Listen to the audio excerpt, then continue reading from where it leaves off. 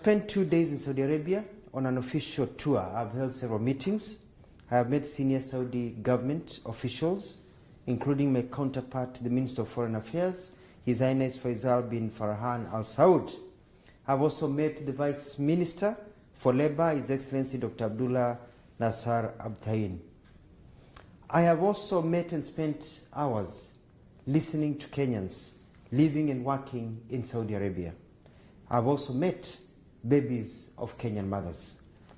My meetings with the Kingdom of Saudi Arabia and the Saudi Arabian government have centered on our bilateral issues based on our great relationship we have with the Kingdom of Saudi Arabia. We have agreed to work together as a team as we push our international agendas. We have requested the support of the Kingdom of Saudi Arabia as we tackle the drought situation facing our country due to the effects of climate change. With His Highness Faisal, we have agreed to enhance our trade and investment and expansion of our tourism sectors. This will create more employment opportunities and increase the amount of money in the pockets of our people. The Kingdom of Saudi Arabia views Kenya as one of its top partners, and likewise we view Saudi Arabia as one of our major partners. On the issue of immigrant labor, we have come up with concrete proposals that will make it easier and better for Kenyans to relate and work in Saudi Arabia where they are high in demand.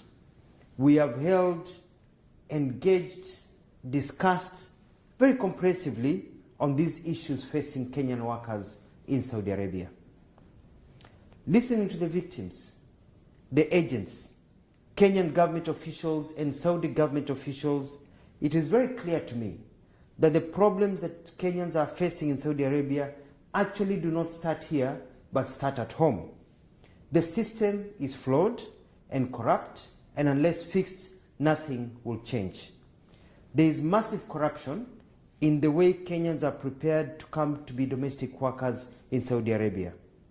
This is a major concern for all of us. This is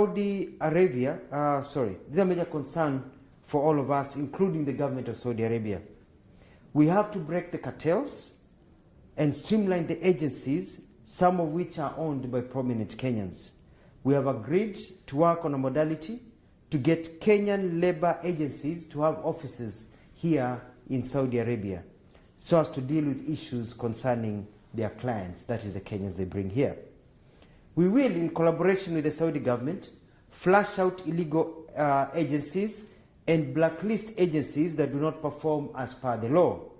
The rights of all workers, as enshrined by the laws of Saudi Arabia and Kenya, will be enforced. Kenyans will be protected, regardless of where they work. To this end, and as an immediate and short-term venture, we are issuing new procedures to be followed before we give clearance for Kenyans to travel as domestic workers to any country. Kenyan immigration officers will also not allow Kenyans to travel out of Kenya to Saudi Arabia as domestic workers without fulfilling the set requirements. This will start on Monday, 7th of November, 2022. We have set up a joint technical team of Kenya and Saudi government officials to fast-track labor issues. They start their work in 2 weeks' time on the 17th of this month. We have also dedicated an emergency hotline for Kenyans in Saudi Arabia to call when facing any difficulties. The emergency hotline number at the Kenyan Embassy will be given. It is +966 500 755 060. On receiving a call, we'll take prompt action, including but not limited to engaging the Saudi government for the assistance. The idea is to ensure every Kenyan lives well, gets medical care, and also is listened to and taken care of. I have requested for an amnesty to be granted to Kenyans who have fallen out of status and who are hiding illegally and who are unable to access media care so that their documents can be made legal and others given passage to go home. This will be part of the discussion that our teams will sit down and discuss. The Kenyan government, my office, is also dispatching additional staff to the Riyadh embassy to assist in the process of legalizing Kenyans who are out of status and processing travel documents and other necessary work that needs to be done to help our Kenyans. Saudi Arabia has great potential and is a major market for our workers, and especially trained ones. Kenyans here working, apart from the domestic ones, the other ones working in other areas, appear to be very happy. I've met many, they are happy, they are well paid, they're sitting pretty, and they're making a lot of money. So we just need to fix the domestic part, workers' part, and everything will be flawless. And as I've said, we have noticed that the problem is not necessarily here in Saudi Arabia only, but the major problem is back at home with the agents and all the ukora that continues when they get here. We have requested for an increase of quotas to allow Kenyans. We have many Kenyans who are graduates in hospitality, engineering, nurses, doctors, people in all fields, accounting, to be allowed to come to work here. And they have said they need Kenyan labor. So I'm asking Kenyans, be prepared.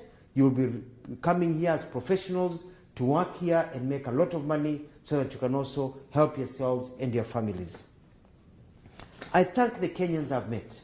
Kenyans, whether it be agents, Kenyans living here, professional work, Kenyans, domestic workers. I have listened to you. You've been very, very candid. My officials have been very candid. And I want to assure you that you have nothing to worry about. You have the hotline. Now you don't have to just depend on social media. You don't have to depend on your families. You can get your help directly from the Kenyan government. The Saudi Arabian government has said that they are shocked by the reports that they have seen, and they are going to work hand in hand with us to ensure that the things that we see reported do not appear ever again. We have problems, yes, with the agents. We have problems also that face immigrants and diaspora when they go to different countries, but we can sort that out. And I'm glad the Saudi Arabian government is willing to help us be able to sort out all these problems that we are facing.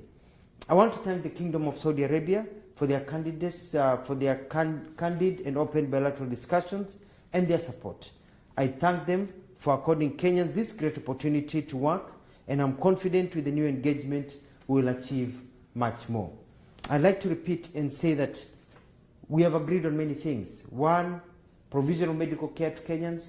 Number two, ensuring that the laws of Saudi Arabia are followed, especially by the agents and also by people who are employers of our people. Number three, we're increasing the quota so that we can get nurses, doctors, engineers, journalists, people who have skills, plumbers who want to work here in Saudi Arabia and make a lot of money.